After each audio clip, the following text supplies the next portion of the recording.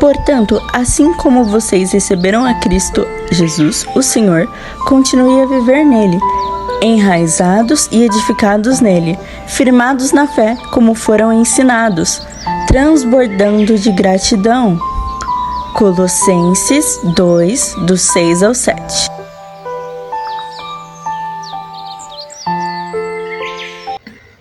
Bom dia!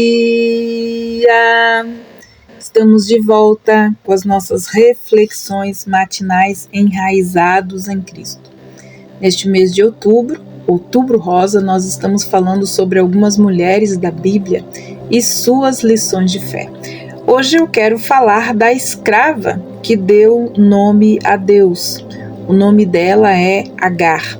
Gênesis capítulo 16, versículos de 1 a 16 diz assim: Ora, Sarai, mulher de Abraão, não lhe dava filhos, mas tinha uma serva egípcia chamada Agar. Então Sarai disse a Abraão: Eis que o Senhor me impediu de dar à luz a filhos. Tome, pois, a minha serva, talvez ela eu possa ter filhos por meio dela. E Abraão concordou com o plano de Sarai. Então Sarai, a mulher de Abraão, tomou Agar, a sua serva egípcia, e deu por mulher a Abraão, seu marido, depois que ele já estava morando durante 10 anos na terra de Canaã. Ele teve relações com Agar e ela ficou grávida. Ao saber que estava grávida, Agar começou a olhar com desprezo para sua senhora. Então Sarai disse a Abraão: Seja sobre você a afronta que é feita a mim. Eu mesmo pus a minha serva em seus braços, ela, porém, vendo que engravidou, me olha com desprezo. Que o Senhor julgue entre mim e você. Abraão respondeu a Sarai: Você continua a ter o controle sobre a sua serva. Faça com ela o que melhor lhe parecer. Então Sarai a humilhou Agar, e Agar fugiu da presença dela. Quando o anjo do Senhor encontrou-a junto a uma fonte de águas no deserto, junto à fonte do caminho de Seur, perguntou-lhe: Agar, serva de Sarai, de onde você vem e para onde você vai? E ela respondeu: Fujo da presença de Sarai, minha senhora. Então o anjo do Senhor lhe disse: Volte para sua senhora e sujeite-se a ela. O anjo do Senhor disse também: Aumentarei a sua descendência, de maneira que tão numerosa não poderá ser contada.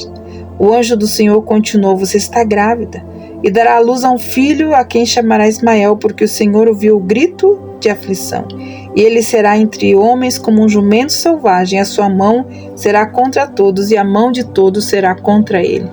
E ele habitará diante de todos os seus irmãos. Então Agar deu ao Senhor, que havia falado com ela, o nome de Tu és o Deus que me vê. Porque ela dizia: Neste lugar eu olhei para aquele que me vê. Por isso, aquele poço se chama Bel-Lahai, fica entre Cádiz e Bereba. Então temos aqui uma história muito interessante que tem lições importantes para nós. A Bíblia registra 2 histórias de pessoas que, apesar de terem sofrido com a escravidão, acabaram por desfrutar de enormes privilégios e mudaram para sempre a história humana. Um deles foi José, um hebreu vestido como escravo a um egípcio. A outra é Agar, uma egípcia vendida como escrava a um hebreu. Ambos então começaram a vida na pior das circunstâncias. Ambos sofreram e suportaram muitas dificuldades. Ambos foram também exaltados por Deus. Isso é fácil de ver na vida de José, que terminou seus dias como governador de todo o Egito. Mas talvez não seja assim tão evidente no caso de Agar. No entanto, embora possa parecer ousado dizê-lo, pode ser que as bênçãos que Agar recebeu tenham sido ainda maiores do que as de José. Por vezes, uma leitura das Escrituras centrada nos homens faz-nos perder de vista aqueles privilégios recebidos por algumas mulheres. Para compreender plenamente o importante privilégio que foi concedido a Agar, precisamos de um pequeno contexto. num dos comentários mais importantes de Gênesis, lá na tradução judaica, um famoso rabino disse que o santo bendito seja ele. Nunca se rebaixou a ponto de conversar com uma mulher, exceto com essa mulher piedosa, e isso por uma razão específica. Ao que outro rabino então acrescentou: e que forma indireta Deus buscou para falar com ela? Os rabinos se referiam à breve conversa entre Deus e Sara, provocada por seu riso diante da promessa de Deus que ela teria um filho. Então, eles aparentemente consideravam um ato de extremo rebaixamento que Deus pudesse falar com alguém do sexo feminino, a ponto de afirmar que ele só tinha feito com Sara, esquecendo-se, por exemplo, de Eva, da mãe de Sansão, sobre o qual disseram que ela só tinha falado com um anjo, mas acima de tudo dispensaram Agar como um argumento de que ela tinha ficado confusa, de que seu interlocutor tinha sido apenas mais um mensageiro divino. Como poderia Deus falar diretamente com uma egípcia ainda a uma escrava? Isso serve apenas para realçar o quão distante Deus está do preconceito humano. Agar é um dos poucos seres humanos que desfrutaram o privilégio extraordinário de ter o próprio Deus lhe aparecendo e lhe falando. Mas isso não é tudo. Longe disso. Deus também a chama pelo nome e não se limita, como em outros casos, a comunicar-lhe a mensagem, mas também lhe faz uma pergunta e dá a Agar a oportunidade de responder e conversar com ele, como nós vimos. A melhor parte vem a seguir. Primeiro, Agar recebe de Deus a bênção de uma grande descendência, numa linguagem extremamente semelhante à utilizada anteriormente com Abraão.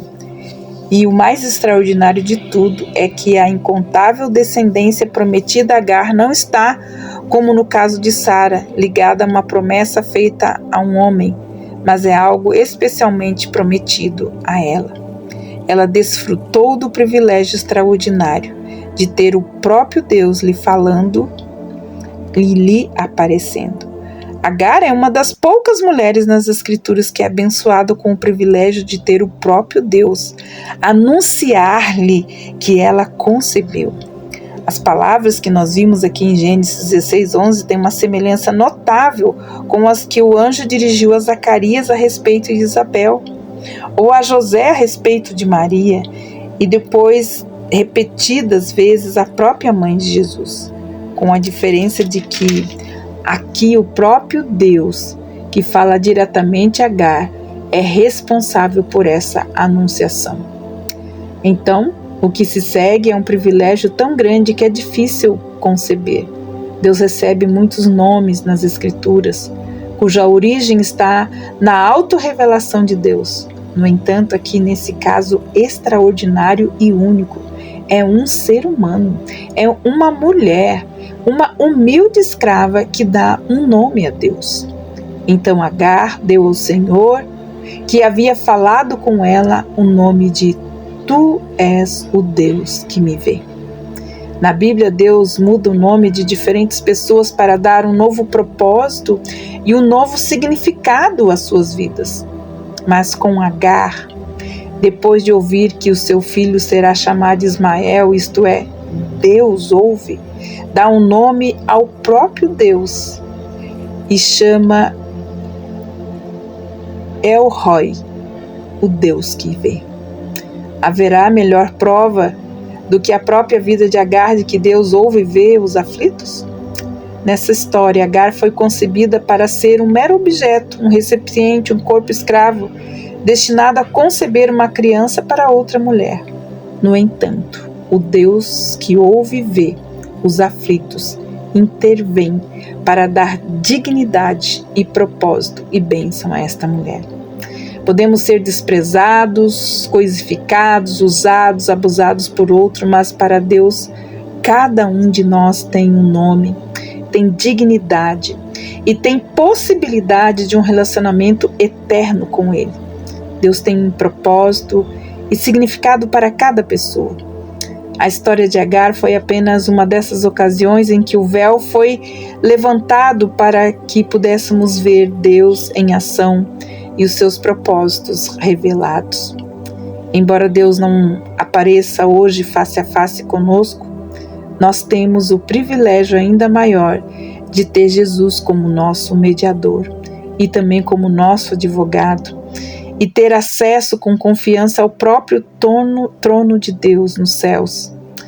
Podemos falar a Deus em oração, na certeza de que Ele nos responderá através da Sua palavra e dos nossos corações. Ele nos restaura a dignidade e o propósito, muitas vezes negado por nossos semelhantes. Assim como Agar, você pode ter certeza que você tem um Deus que te ouve e que te vê.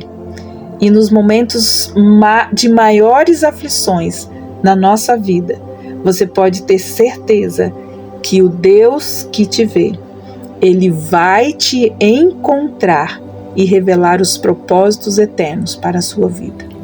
Que Deus abençoe você e até amanhã com as nossas reflexões matinais enraizados em Cristo. Até lá!